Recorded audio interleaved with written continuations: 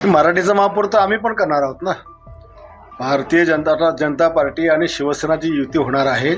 आमचाही महापौर महाराष्ट्राच्या मुंबईचा हा मराठीच होणार आहे. ज्याचे लोक जास्त निवडून येतील, ज्यांची डोके जास्त असतील तो महापौर होणार आहे. आणि 100% मागच्या वेळेला BJPचे 84 होते. आता आमचे पण कसे काही कमी येणार नाही. आमचे पण 70-75 त्या ठिकाणी शिवसेना निवडून येतील. आणि जवळपास 227 पैकी 150पर्यंत शिवसेना आणि महायुती त्या ठिकाणी जाईल. एवढं मतदान मुंबईकर महायुतीच्या पारड्यामध्ये टाकतील.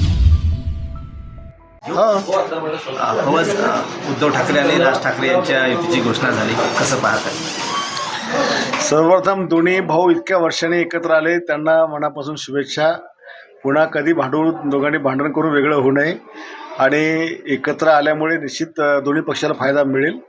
आणि ते एकत्र जरी असले तरी महायुती ताकदीने लढेल आणि मुंबईमध्ये जिंकेल. पण आता मुंबई महानगरपालिकेवर आमचाच झेंडा फडकेल, आमचाच मराठीचं महापौर होईल असं वक्तव्य राज ठाकरेंनी केलं. मराठीचा महापौर तर आम्ही पण करणार आहोत ना. भारतीय जनता पार्टी आणि शिवसेनाची युती होणार आहे.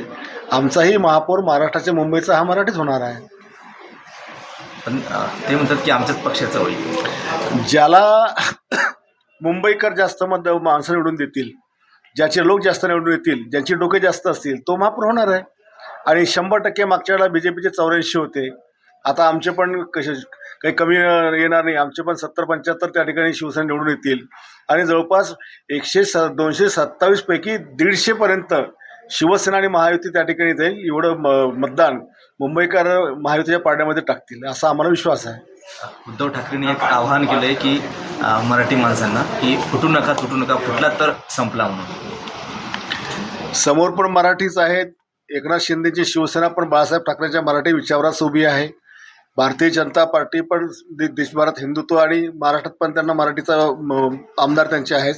त्याच्यामुळे मराठी माणूस योग्य तो विचार करणार आहे. 25 वर्ष मुंबईची सत्ता ज्यांच्या हाती दिली ती आता मुंबईकर ठेवणार नाही. कारण त्यांना माहिती आहे की या 2.5 वर्षामध्ये एकनाथ शिंदे साहेबांनी मुंबईमध्ये किती काम केलं आणि मोठ्या प्रमाणात मराठी टक्का हा शिवसेनेकडं आमच्याकडे राहील.